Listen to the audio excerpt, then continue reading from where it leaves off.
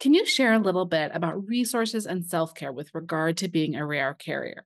How did you find information and knowledge about your diagnosis?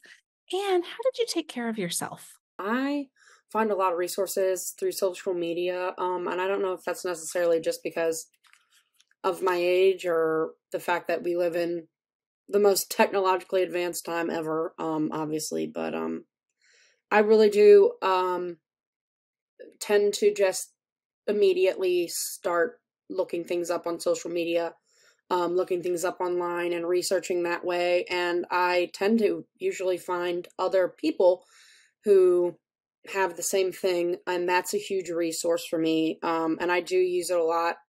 So we have mitochondrial disease, but we also have something called hypokalemic periodic paralysis, which I think is responsible for most of my daughter's symptoms right now, anyways. And that's one of the conditions that I found out that she had when I stalked all these other moms on Facebook whose kids had genetic testing too. So I talked to another mom who said, yeah, I think you need to get her diagnosed and get her treated and blah, blah, blah. And so I found a geneticist who would read her genetic results and then officially diagnose her and also treat her. Just for self care, I think, especially being a mom in general, is really, really important.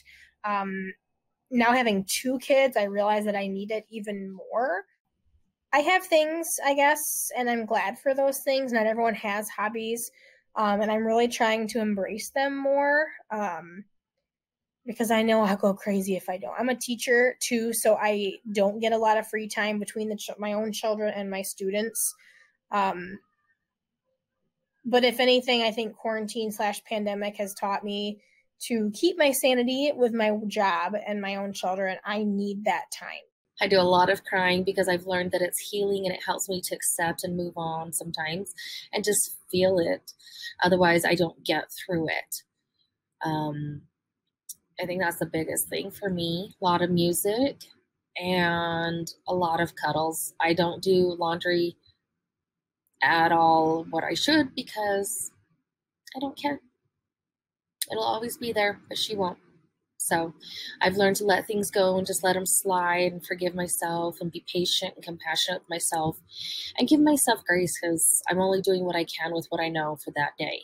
And a little bit each day I gain more knowledge and get better, but for that day I did enough.